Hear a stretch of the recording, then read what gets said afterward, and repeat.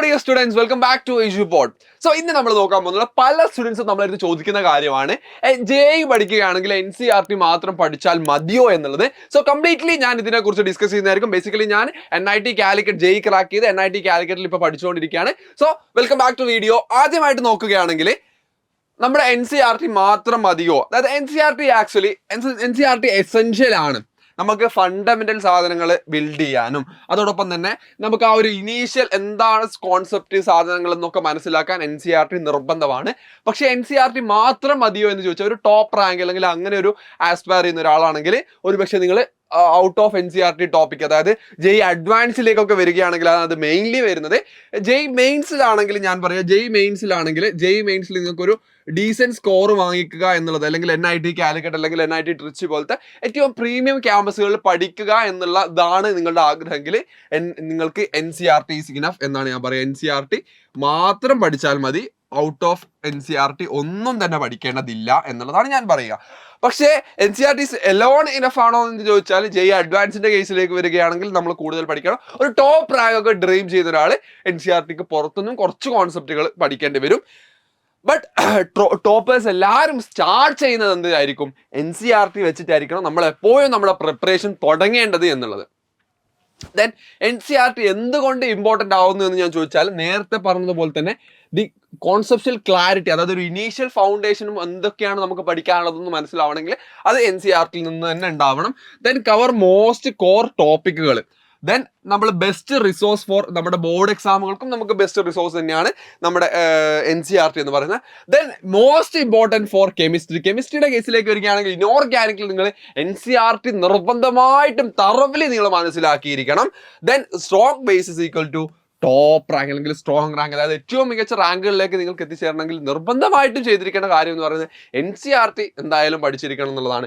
NCERT ഫൗണ്ടേഷനിൽ നിന്ന് തുടങ്ങി then conceptual clarity, അതിലൂടെ നിങ്ങൾക്ക് പ്രോബ്ലം സോൾവിംഗും കൂടെ നിങ്ങൾ ആർജിച്ചെടുത്താൽ പിന്നെ നിങ്ങൾക്ക് ലഭിക്കുന്നതായിരിക്കും JEEലെ rank. That is equal to your rank. Then നമ്മൾ കെമിസ്ട്രിയിൽ ഓരോ സബ്ജക്ട് വൈസ് ആയിട്ട് നമ്മൾ കെമിസ്ട്രിയിലേക്ക് കടക്കുകയാണെങ്കിൽ കെമിസ്ട്രി നമുക്ക് ഇനോർഗാനിക് കെമിസ്ട്രി ഞാൻ നേരത്തെ പറഞ്ഞതുപോലെ NCERT ആണ് കിങ്. ദെൻ ഓർഗാനിക്കിന്റെ കേസിലേക്ക് വരികയാണെങ്കിൽ നമ്മൾ NCERT നിർബന്ധമായിട്ട് പല സ്റ്റേറ്റ്മെന്റ് ക്വസ്റ്റ്യൻസും ഇപ്പോൾ JEE മെയിൻസുകളിൽ NCERTയിൽ നിന്ന് തന്നെ എടുത്ത് കാണുന്നുണ്ട്. സോ NCERT നമ്മൾ എന്തായാലും റീഡ് ചെയ്തിരിക്കണം. But many direct concept come from NCERTയിൽ നിന്ന് ഇപ്പോൾ സൊല്യൂഷൻ്റെ ഒക്കെ പല ചാപ്റ്ററുകളിൽ നിന്ന് അതുപോലെ ഒരുപാട് ഫിസിക്കൽ കെമിസ്ട്രി ചാപ്റ്ററിൽ നിന്ന് പോലും നമുക്ക് സ്റ്റേറ്റ്മെന്റൽ ക്വസ്റ്റ്യൻസ് ഇപ്പോൾ റീസെന്റ് ആയിട്ട് കാണാൻ പറ്റുന്നുണ്ട്. സോ നമ്മൾ എന്ത് ചെയ്യേണ്ടതുണ്ട്? ഫിസിക്കൽ കെമിസ്ട്രി ആണെങ്കിലും കെമിസ്ട്രിയിൽ ഏത് ഇതാണെങ്കിലും നമ്മൾ നിർബന്ധമായിട്ടും എന്ത് ചെയ്തിരിക്കണം? NCERT വായിച്ചിരിക്കണം, NCERTയിലെ കോൺസെപ്റ്റുകൾ മനസ്സിലാക്കിയിരിക്കണം. But when coming to physical കെമിസ്ട്രിയിലേക്ക് വരികയാണെങ്കിൽ നമ്മൾ എക്സ്ട്രാ പ്രാക്ടീസിന് നല്ല ഇമ്പോർട്ടൻസ് കൊടുക്കേണ്ടതുണ്ട്. കാരണം നമുക്ക് ന്യൂമറിക്കൽ പ്രോബ്ലം ഇൻഡിജർ ടൈപ്പ് പ്രോബ്ലത്തിൽ കൂടുതലും വരുന്നത് ഫിസിക്കൽ കെമിസ്ട്രിയിൽ നിന്നാണ്. സോ ഫിസിക്കൽ കെമിസ്ട്രിയിലെ സാധനങ്ങൾ നമ്മൾ നന്നായിട്ട് തന്നെ ഒരുപാട് പ്രാക്ടീസ് ചെയ്താൽ മാത്രമേ നമുക്ക് ആ ഒരു എക്സാം ടൈമിൽ അത് റീപ്രൊഡ്യൂസ് ചെയ്യാൻ പറ്റുള്ളൂ. ദെൻ വെൻ കം ടു ഫിസിക്സിൽ നമ്മൾ NCERT വേണോ എന്ന് ചോദിച്ചാൽ NCERT മുഴുവനായിട്ട് വായിക്കണോ എന്ന് ചോദിച്ചാൽ ഒരു പക്ഷേ വേണ്ടി വരില്ല. ബട്ട് നമ്മൾ NCERTയിലെ കോൺസെപ്റ്റുകൾ നിർബന്ധമായിട്ടും അറിഞ്ഞിരിക്കണം. ദെൻ JEEലെ ക്വസ്റ്റ്യൻ എന്ന് പറയുന്നത് കുറച്ചുകൂടെ അപ്ലിക്കേഷൻ ലെവലാണ്. അതായത് ലേണിംഗ് എന്ന് പറഞ്ഞ പ്രോസസ്സ് കഴിഞ്ഞ് പ്രാക്ടീസിങ്ങും അതോടൊപ്പം തന്നെ ഒരു അപ്ലിക്കേഷൻ സ്കില്ല് വേണ്ടതുണ്ട്. സോ ആ ഒരു അപ്ലൈ ചെയ്ത് നമ്മൾ നിർബന്ധമായിട്ട് പഠിച്ചിരിക്കണം. സോ അതിന് നമ്മൾ നിർബന്ധമായിട്ട് ചെയ്തിരിക്കേണ്ടത് എന്ന് പറഞ്ഞാൽ നമ്മൾ PYക്ക് ചെയ്തിരിക്കണം, കുറച്ചുകൂടെ പ്രോബ്ലംസ് സോൾവ് ചെയ്തിരിക്കണം. ദെൻ അതിനുശേഷം മോക്ക് ടെസ്റ്റ് എഴുതുക, ദെൻ അഡ്വാൻസ് ലെവൽ ഓഫ് പ്രിപ്പറേഷനിലേക്ക് പോവുക എന്നുള്ളതാണ്. സോ മെയിൻലി കൂടുതൽ ആൾക്കാരും പറയാറുള്ളത് എന്ന് പറഞ്ഞാൽ ഒരു ജാനുവരി വരെ നമ്മൾ മെയിൻലി മെയിൻസിന് വേണ്ടി പ്രിപ്പയർ ചെയ്തിട്ട് അതിനുശേഷം അതായത് മെയിൻസ് ലെവൽ എന്ന് ഉദ്ദേശിച്ചത് മെയിൻസിന്റെ എല്ലാ ടൈപ്പ് ഓഫ് ക്വസ്റ്റ്യൻസും മാക്സിമം ചെയ്ത് ഒരു അഡ്വാൻസ് ആയിട്ട് ആ ഒരു രീതിയിലേക്ക് പോയിട്ട് പിന്നെ ഫുൾ സ്ട്രെച്ചിൽ അഡ്വാൻസിന് പ്രിപ്പയർ ചെയ്യുക എന്നുള്ളതാണ് കൂടുതൽ പേര് ക്രാക്ക് ചെയ്ത ആൾക്കാരൊക്കെ പറയാറുള്ളത്. സോ നമ്മുടെ മാത്തമാറ്റിക്സിന്റെ സൈഡിലേക്ക് വരികയാണെങ്കിൽ മാത്തമാറ്റിക്സിന്റെ സൈഡിൽ നമുക്ക് NCERT alone is not enough. Because NCERTയിൽ നിന്നുള്ള കോൺസെപ്റ്റുകൾ മാത്രമല്ല നമുക്ക് മൾട്ടി കോൺസെപ്റ്റ് തിങ്കിങ് ക്വസ്റ്റ്യൻസ് വരും. നമ്മുടെ മാത്തമാറ്റിക്സിന്റെ കേസിലേക്ക് വരികയാണെങ്കിൽ അവിടുത്തെ തന്നെ നമുക്ക് സ്പീഡും ആക്യുറസിയും ഒരുപോലെ ഇമ്പോർട്ടൻ്റ് ആണ്. നമ്മുടെ മാത്തമാറ്റിക്സിന്റെ സൈഡിലേക്ക് വരികയാണെങ്കിൽ നമുക്ക് അഡ്വാൻസ്ഡ് പ്രോബ്ലം സോൾവിങ് ആവശ്യമാണ്, എക്സ്റ്റെൻസീവ് പ്രാക്ടീസും ആവശ്യമാണ്. സോ ഇതൊക്കെ നടത്തിയാൽ മാത്രമേ നമുക്ക് എന്ത് ചെയ്യാൻ പറ്റുള്ളൂ? മാത്തമാറ്റിക്സിൽ അടിപൊളിയായിട്ടുള്ള സ്കോറിലേക്ക് നമുക്ക് ജെയ് മെയിൻസിലേക്ക് എത്തിച്ചേരാൻ പറ്റുള്ളൂ. ദെൻ ജെയ് മെയിൻസ് വേഴ്സസ് ജെയ് അഡ്വാൻസിലേക്ക് നോക്കുകയാണെങ്കിൽ മെയിൻസിൽ നമ്മൾ സ്റ്റിക്ക് ഓൺ ചെയ്യേണ്ടത് ഞാൻ പറഞ്ഞു നേരത്തെ പറഞ്ഞ NCERT ഈസ് ഇനഫ്. NCERTയുടെ പുറത്തുനിന്ന് ഒന്നും പഠിച്ചിട്ടില്ലെങ്കിൽ പോലും നിങ്ങൾ 99ന്റെ മുകളിൽ പെർസെന്റൈൽ സ്കോർ ചെയ്യാൻ പറ്റും. നിങ്ങളുടെ ഡ്രീം NITകളിലേക്ക് അല്ലെ ഡ്രീം NITകളിലേക്കും IITകളിലേക്കുമുള്ള സ്കോറിലേക്ക് നിങ്ങൾക്ക് എത്തിച്ചേരാൻ പറ്റും. ഏത് ബ്രാഞ്ചിലേക്ക് വേണമെങ്കിലും എത്തിച്ചേരാൻ പറ്റും. ദെൻ PYQ അതോടൊപ്പം തന്നെ മോക്ക് ടെസ്റ്റും ചെയ്താൽ തന്നെ ദാറ്റ്സ് ഇനഫ് ഫോർ. ഞാൻ പറയാം PYQ മോക്ക് ടെസ്റ്റ് PYQ ഓരോന്നും നിങ്ങൾ കൺസെപ്ഷ്യലി അറിഞ്ഞിരിക്കണം. ഓരോ ക്വസ്റ്റ്യനും ആ ഒരു കോൺസെപ്ഷ്യലി അറിഞ്ഞിരുന്നാൽ തന്നെ ഒരു 10-15 വർഷത്തെ PYQ plus NCERT plus mock test നിങ്ങൾക്ക് അറിയുകയാണെങ്കിൽ യു ആർ സേഫ്. നല്ല ഒരു സ്കോറിലേക്ക് തന്നെ നിങ്ങൾക്ക് ജെയ് മെയിൻസിൽ എത്തിച്ചേരാൻ പറ്റും എന്നാണ് ഞാൻ പറയുന്നത്. ദെൻ ജെയ് അഡ്വാൻസിന്റെ കേസിലേക്ക് വരികയാണെങ്കിൽ NCERT വേണം, ബട്ട് NCERT മാത്രം പോരാ.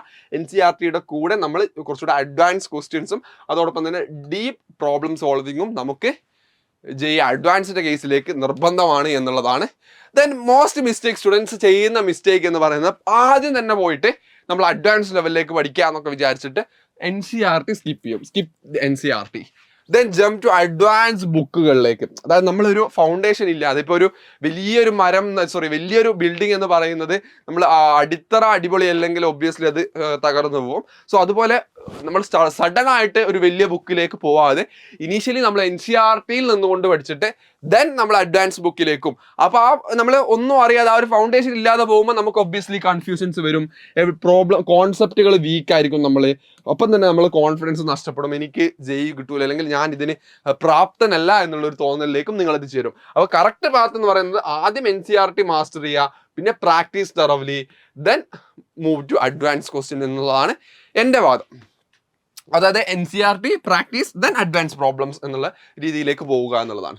അപ്പോൾ ഒരു റോഡ് മാപ്പ് രീതിക്ക് പറയുകയാണെങ്കിൽ ആദ്യം NCERT ഞാൻ പറഞ്ഞ പോലെ NCERT മാസ്റ്റർ ചെയ്യുക, ദെൻ നമ്മുടെ NCERTയിലുള്ള സോൾവ്ഡ് എക്സാംസ് അതോടൊപ്പം തന്നെ ഇൻടെക്സ്റ്റ് ക്വസ്റ്റ്യൻസ് അതോടൊപ്പം തന്നെ എക്സസൈസുകൾ ചെയ്യാൻ ശ്രമിക്കുക.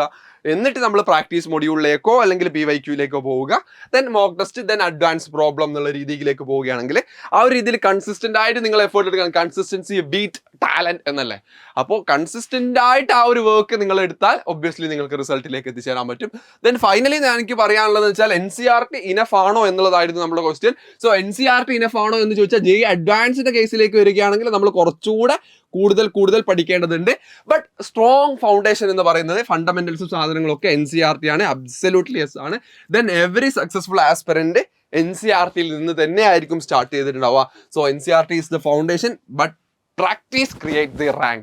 നിങ്ങൾ എത്രത്തോളം പ്രാക്ടീസ് ചെയ്യുന്നോ എത്രത്തോളം ഓരോ സെക്കൻഡും നമുക്ക് വളരെയധികം ഇമ്പോർട്ടൻ്റ് ആണ്. നിങ്ങളൊരു മാരത്തോൺ റൈസിലാണുള്ളത്. സോ ഇതൊരു കോമ്പറ്റേറ്റീവ് എക്സാം ആണ്. അതായത് നിങ്ങൾ പഠിച്ച ഒരുപക്ഷെ നിങ്ങൾ ബോർഡ് എക്സാമിന്റെ കേസിലേക്കൊക്കെ വരികയാണെങ്കിൽ നിങ്ങൾ പഠിച്ചാലും നിങ്ങളുടെ ഫ്രണ്ട് പഠിച്ചാലും നിങ്ങൾക്ക് കിട്ടാനുള്ള മാർക്ക് നിങ്ങൾക്ക് കിട്ടും. ബട്ട് എൻട്രൻസ് എക്സാമിന്റെ കേസിലേക്ക് വരികയാണെങ്കിൽ റാങ്കുകളാണുള്ളത്. സോ റാങ്കുകൾ ഇമ്പോർട്ടൻ്റ് ആയതുകൊണ്ട് തന്നെ നിങ്ങൾ മാത്രം പഠിച്ചാൽ പോരാ, നിങ്ങൾ ബാക്കിയുള്ളവരെക്കാൾ പഠിക്കേണ്ടതുണ്ട്. സോ എത്രത്തോളം പ്രാക്ടീസ് ചെയ്യാൻ പറ്റുമോ അത്രത്തോളം പ്രാക്ടീസ് ചെയ്യുക. സോ അടുത്തൊരു വീഡിയോ ആയിട്ട് കാണുന്നവരേക്കും ബൈ ബൈ.